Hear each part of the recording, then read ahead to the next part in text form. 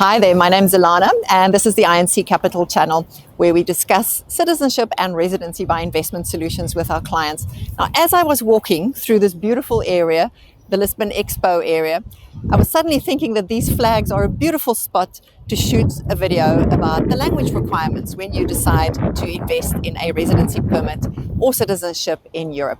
So people are often a little bit confused about what is required and what is not. So for all of the programs that we work with in Europe, to make the initial application and to qualify for temporary residency, there is no language requirement. So it doesn't matter what language you speak.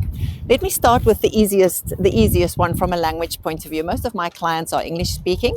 When you're investing in Malta, Malta has English and Maltese as their two official languages. So when you make an investment in Malta, either for citizenship or for permanent residency, you do not have to learn an additional language. Because it's English speaking, it's an official language, you don't have to do anything to qualify for residency or for citizenship. The residency program, the Malta Permanent Residency Program, issues a permanent residency permit, so you go straight to permanent residency off the bat, so there's no language requirement. The other programs, though, work a little bit differently. So we'll start with Portugal, that's where I live. To make your initial investment, you don't have to learn a different language. To renew your residency on a continuous basis, you have temporary residency permits every 2 years. There's no language requirement. However, if you want to graduate to permanent residency or to apply for citizenship in Portugal, you do need a level A2 language certificate, which means that you have to be able to speak conversational Portuguese. The next country in the queue is Italy. Italy has become very popular, and a lot of our clients actually have Italian heritage. Some of them speak Italian, some qualify for citizenship by descent. Give us a call if you do. We can help you with that. But if you are just making an investment because you want residency, those residency permits do not require you to speak Italian. The renewal of the temporary residency permit every 3 years does not require you to speak Italian. If you, however, want to apply for permanent residency, which you can only do if you've lived in Italy for 5 years, you then need a A2 level Italian language competency. So basic conversational Italian.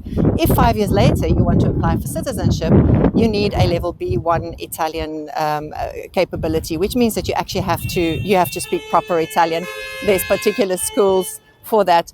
Not too sure what's happening there. Quite a noisy area, but there's life in Lisbon after a big storm. So finally looking like a little bit of sunshine today.